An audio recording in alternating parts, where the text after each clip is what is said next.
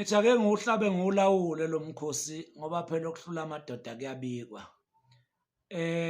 Bese ke nami ngilibekile uvo lwami ngalolu daba engifisa ukukhuluma ngalo.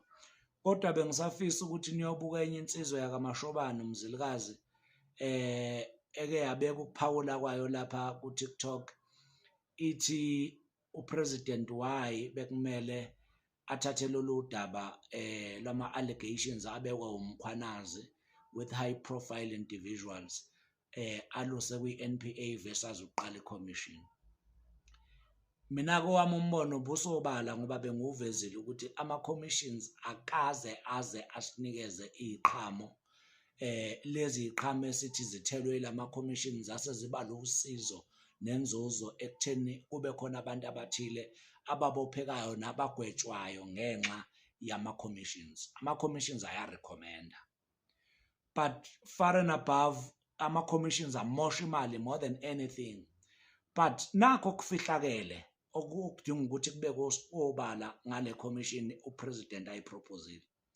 Uyiqalele ukuprotecta ama-individuals angama-criminals nama-criminal activities awo, because i-commission will take more than a year or almost 2 years izama ukuthola i-information without authorities to prosecute.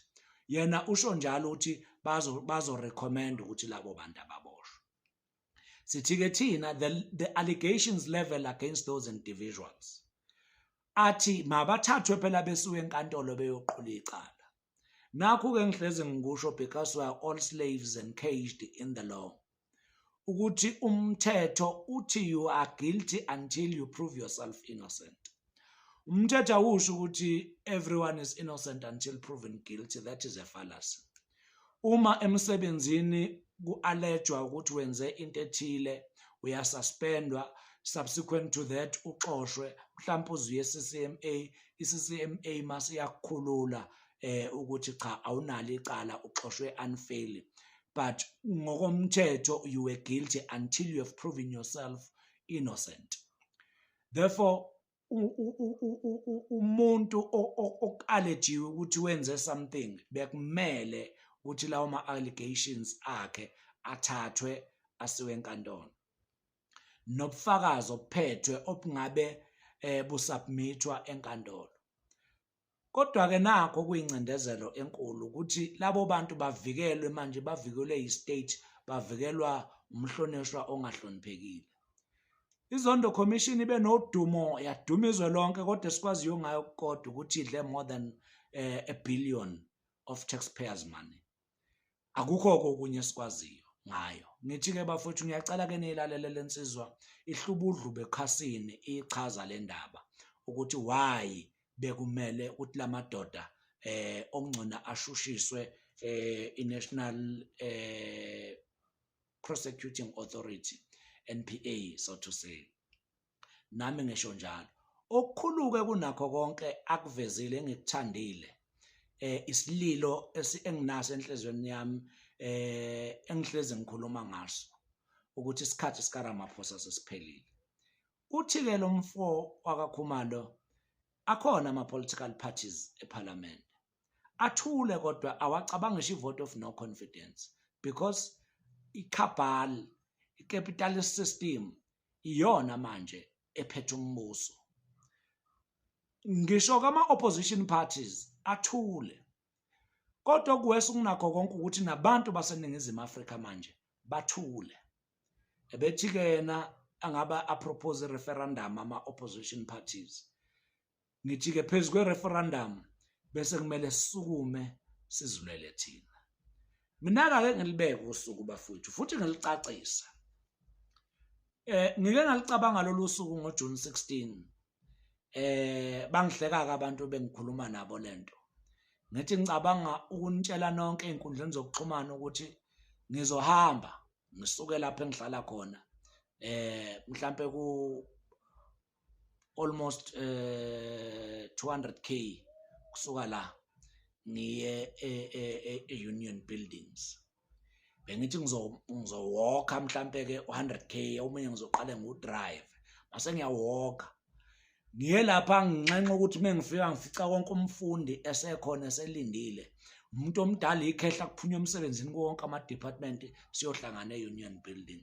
Bangihleka bathi abantu ngeke bengizwa. Mina ngithi abantu inhliziyo zabo ibhibhe igazi zibuhlungu bazongizwa. Sengithi-ke mina hayi man, asivele sisuke sonke-ke siwokhe sonke siye e-union building. Asiphume umhlonishwa engaphumile sam-addressa samtshela ukuthi sicela aphume. Phela uphethe thina, akakwazi usiphatha ngendluzela nangenkani. Sengithi-ke mina hayi bafowethu, ngoba niyobe ni-ofile ngomhla ka-9 August, ake singabungazi usuku lomama, kodwa ke sibe ne-attitude yabo yokuba imbokodo. Sibize bonke abantu siwuhlaba umkhosi siwulawula ukuthi sikhathele asambeni. Bengizonxanxa-ke osomabhizinisi nosomatekisi nosomabhasi abangekho captured ukuthi bethathe igoli belehlise, ngoba ngiyalazi igoli, ngiyalethemba, ngoba igoli linalabo abantu abavama ukujoja beze ngapha ngakithi emakhaya uma kuwukuthi uncibijana. Ngiyabethemba inkani yabo. Befinde futhi besikhuphulele uZulu ahlome sihambe siyomkhipha lo muntu. Sengilibekile kusuku bafowethu mhla ka-9 August sikhipha umhlonishwa ongahloniphekile uRamaphosa. Ngiyawuphehla-ke mina, ngiyaliphehla-ke lolu dweshu uma kuwudweshu, kodwa udweshu to which I am prepared to die for. Udweshu to which I am prepared to debate in every spot or center or whatever levels or media or whatever thing that one can stand and debate. Ayikho into engangehlula ngisho ngathiwa ngihleli naye uRamaphosa sibhekene ubuso nobuso ukumchazela ukuthi wehlule kephi. Nanxa engangibuza futhi ukuthi mase phumile yini esifuna ukuyenza, lingaphuma lize liyoshona ilanga ngiyichaza into esingayenza siyisizwe. Ngichaza nje inguquko lo 100 days wesingisi abayimejorisha ngawo first 100 days as president. Inguquko ningayibona ekseni ngokucwayiza kweso, ngoba inguquko ayilele ekwenzeni izinto engaguqula impilo zabantu, kakhulukazi abantu abahluleki ukwenza. Inguquko ilele kumthetho sisekelo ocindezela umuntu ngokumphuca umhlaba. Inguquko ilele kuma terms of trade, abantu amazwe ayishaya neNingizimu Afrika ukuthi asiyobeneficiate lutho, bayodla igolide lethu, bedla amalahle ethu, bedla zonke into zethu. Inguquko ilele ukuthi who owns our resources. That is a simple answer you can give. Ukuthi abamhlophe ezweni lobani lethu, sinani ezweni lethu, asinalutho. So akudinga umuntu oyi-chess player, even if I have played chess. Akudingi ngisho umuntu oyinjula buchopho, even if ngingathiwa ngiyiyo. Akudingi ngisho uprofessor, even ngiwuye. Hayi madoda, lento ilula, idinga abantu besukume. Sukuma ndle mnyama. Isikhathi sifikile, ingane zakho ziyodla udaka, kobe ngazi ukuthi yisempini.